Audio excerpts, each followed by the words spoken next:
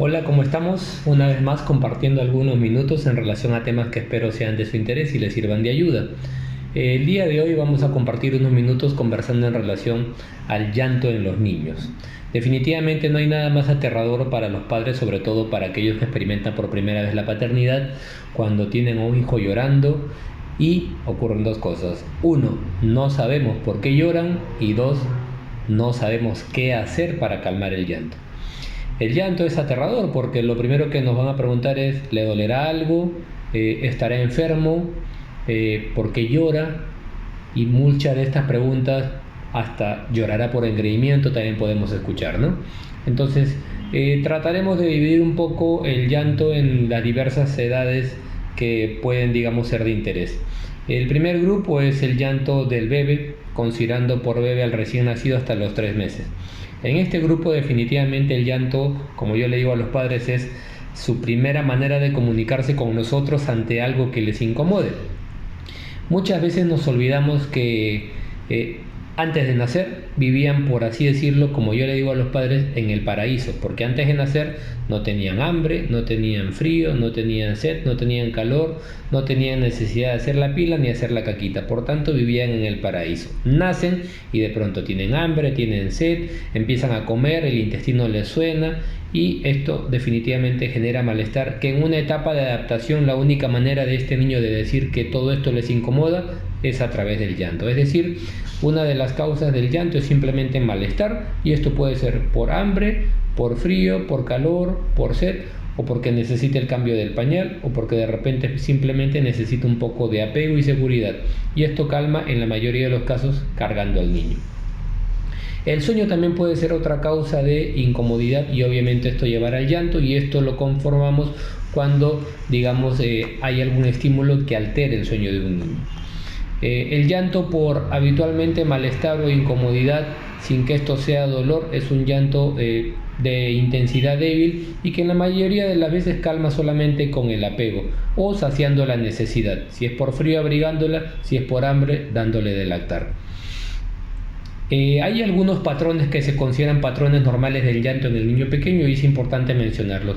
El más, digamos, adecuado es considerar que un promedio de llanto en un niño, para que sea normal en los primeros 3 meses de vida, es aquel llanto que dure un promedio de 2 horas al día. Mientras el llanto del niño dure un promedio de 2 horas al día, estamos hablando de un llanto fisiológico. El cólico del lactante. El cólico es la primera causa probablemente de llanto en un niño, y esto es lo que a un padre habitualmente en la madrugada lo lleva a la emergencia. Sin embargo, es curioso que el motivo de llevarlo a la emergencia sea el llanto inconsolable por el cólico, que es un llanto agudo, que es un llanto inconsolable, y que en el trayecto de la casa a la clínica de pronto el niño llegue tranquilo. Esto habitualmente ocurre en la mayoría de los casos, y probablemente la explicación a esto sea que el trayecto de la casa a la emergencia, en ese movimiento de vaivén que tenga el carro, signifique que pueda calmar el dolor en los niños. Esto podemos hacerlo nosotros en casa cuando el niño llora. ¿De qué manera? Cargamos a el bebé y la espalda debe estar sobre tu pecho y haces este movimiento como de balanceo.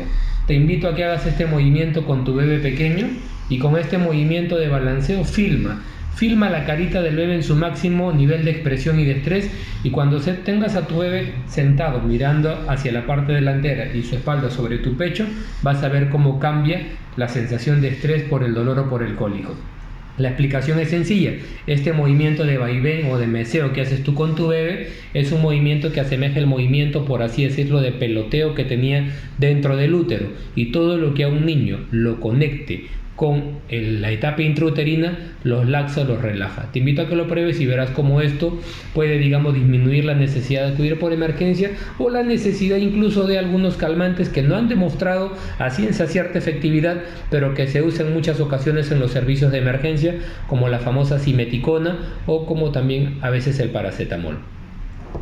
Si consideramos llanto como causa de enfermedad, nos vamos a dar con la sorpresa que solamente menos del 5% del llanto en niños tiene como explicación una enfermedad, y por lo general cuando esto ocurre hay otros síntomas acompañando a el llanto. En el niño más grande definitivamente hay que tener otras alternativas de diagnóstico, ¿no? Y ahí tienes que vigilar si hay algunos otros síntomas que acompañen al llanto niño.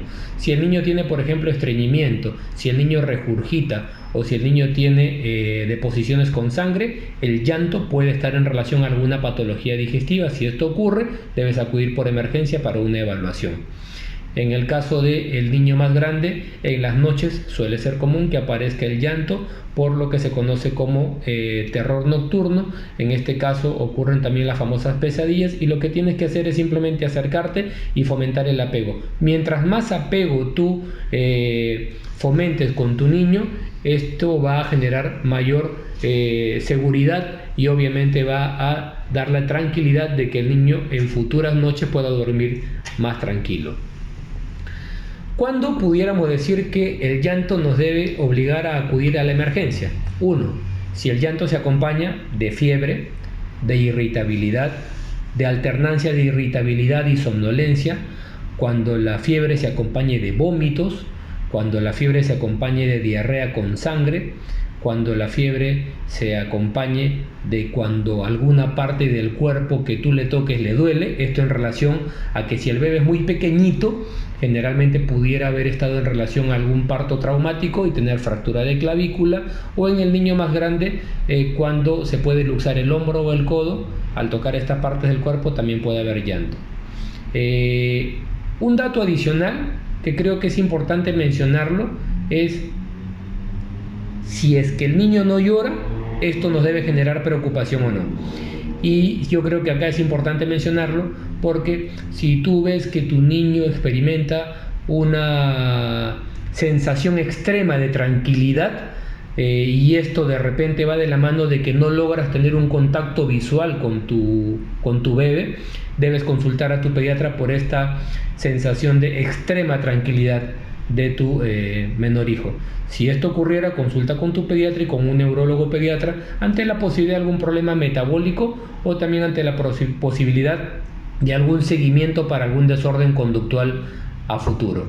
No te desesperes, siempre irás conociendo el tipo de llanto de tu bebé, conocerás cuando el llanto de repente lo vas a simplemente tranquilizar con apego, y cuando hay algo que realmente te preocupe, no dudes en acudir por un servicio de emergencia para que se te aclaren las dudas por el llanto de tu menor hijo.